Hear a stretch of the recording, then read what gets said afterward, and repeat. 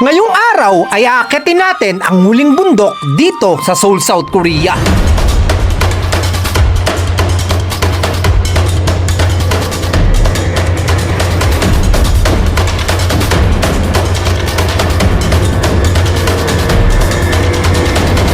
At alam naman natin na hindi lahat nabibigyan ng pagkakataon para gawin to. Kaya gumawa ako ng 4 na vlog para kahit papano, kahit nanonood lang kayo, para na rin kayong nakakyat sa bundok. At mabawasan ko ang inyong kalungkutan. Malay natin, dahil napanood mo to, mamotivate ko kayong umakyat ng bundok. Hindi lang yan, dahil yung 4 na naakyat natin ay i-rate natin isa-isa. Simulan natin sa pinakamataas, kay Bukhansan, kay Dobongsan, kay Suraksan, at ang pinakahuli kay Buanaksan. Dito ay i-rate natin isa-isa mula sa gaano kahirap akyatin, gaano kaayos at kaligtas ang trail, gaano kaganda ang view sa summit, at kung gaano katagal akyatin ang bawat bundok. At ang huling bundok na pupuntahan natin ngayong taon ay ang... So, nandito tayo ngayon sa wala pa. Ano pa? 25 minutes pa. Bakit ganun?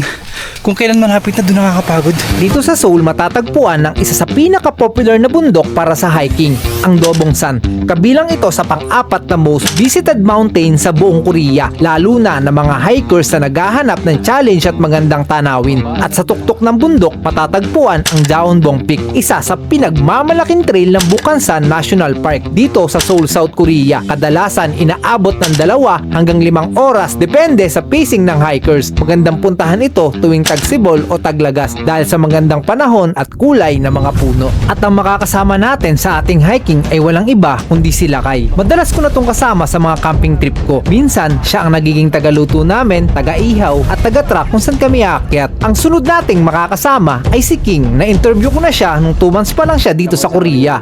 Pero nung first day na pasok namin, galing dito, biglang bumaba. Kasi mahirap talaga, lalo kung una ka palang kalaban mo talaga yung homesick. At ang panghuli ay ako.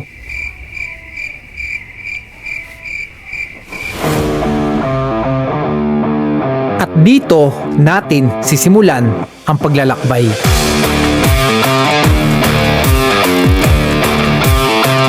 Pahinga lang muna kami, no? Wala ditong peak, pahingahan lang talaga siya. Hindi katulad sa Pilipinas na may peak 1, peak 2, peak 3. Dito sa Korea, ang bawat peak dito is yung pinakataas na. So, hindi ko kabisado yung mga peak dito pero inanarate natin para mas malaman nyo.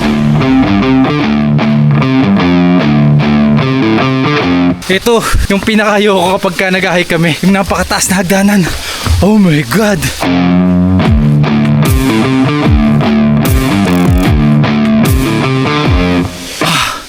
Pahinga lang, 5 minutes. Oh, grabe. Nabigla ako dun sa taas ng hagdanan.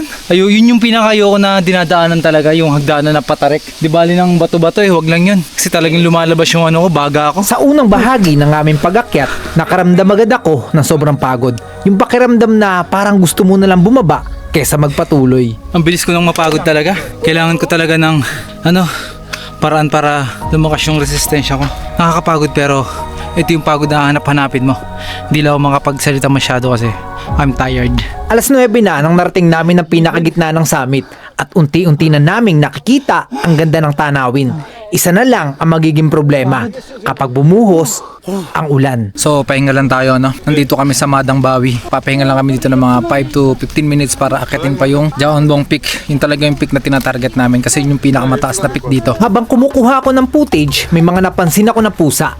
Hindi ito ang unang beses na nakakita kami ng pusa sa bundok. Dahil nung unang umakyat kami sa Bukhansan, may mga nakita din kaming pusa.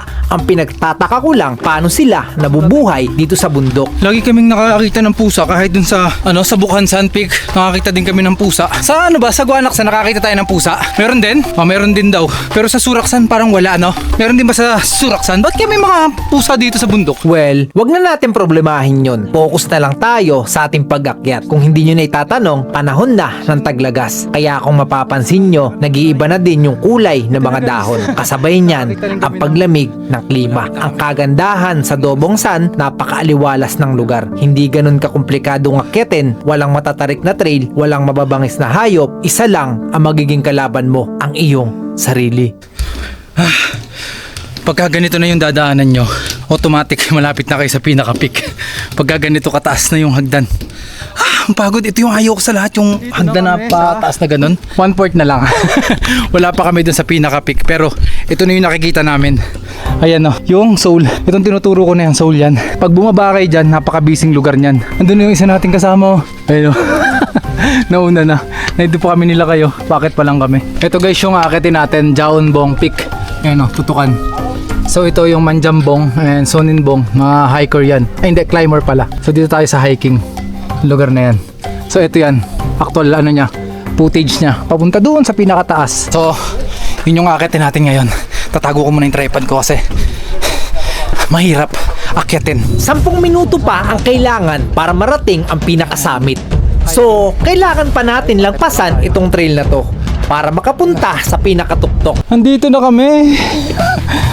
At pagdating namin sa pinakataas, hindi kami binigo ng bundok para kaming nasa loob ng ulap. Yung tipong pag dumampi yung hamog sa balat mo, talaga namang nakakanginig yung lamig.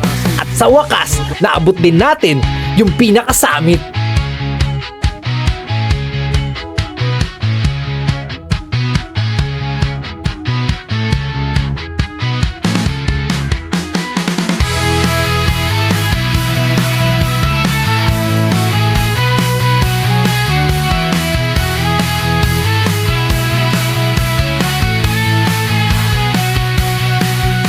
Nandito na tayo kung saan i-rate natin bawat isa mula sa gaano kahirap akyatin, gaano kaligtas at kaayos ang trail, gaano kaganda ang view sa summit. Simulan natin kay Bukhansan. Sa difficulties, bibigyan ko siya ng 8 out of 10. Bakit? Hindi siya ganun kahirap akyatin kasi maayos yung trail. Ang mahirap lang ay yung kapag malapit na kayo sa summit. So, kailangan yung gumamit ng gloves para hindi madulas ang inyong mga kamay. Kung sa tanawin naman, bibigyan ko siya ng 10 out of 10. Dahil talaga namang nakakamangha yung paligid, lalo na kapag nakita nyo yung Sea of Clouds. At kung gaano kaayos at kaligtas ang trail, bibigyan ko siya ng 7 out of 10. Bakit? Kahit maayos yung trail, may mga part pa rin na sobrang delikado, may mga hindi pa tapos na hawakan, kaya konting ingat pa rin sa pag-akyat. Nakakuha si Bukhansan ng kabuuang 8 out of 10. Dito naman tayo kay Dobongsan. Gaano kahirap akyatin? Binigyan ko siya ng 8 out of 10. Bakit? Hindi siya ganun kahirap akyatin. Sakto lang. Gaano kaayos at kaligtas ang trail, binigyan ko siya ng 8 out of 10.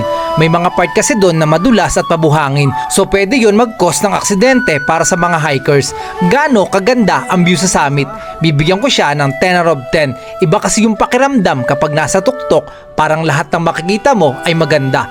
So ang rate natin kay Dobongsan ay 8 out of 10. Dumako naman tayo kay Suraksan. Gaano kahirap akyatin? Binigyan ko siya ng 10 out of 10 dahil sa matatarik at madadaanan mong trail, lalo na sa Gichabawi Rock. So gaano kaayos at kaligtas ang trail, binigyan ko siya ng 10 out of 10 dahil maayos ang trail at ligtas ito para sa mga hikers.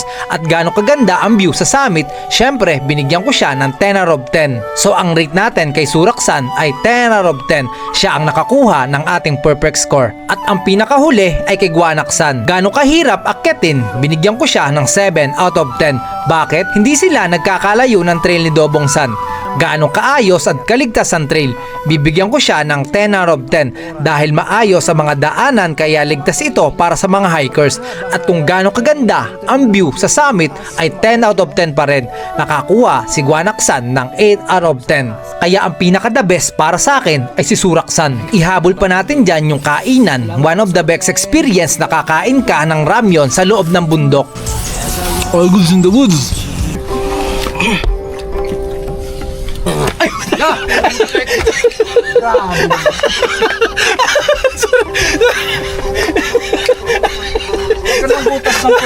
Sorry.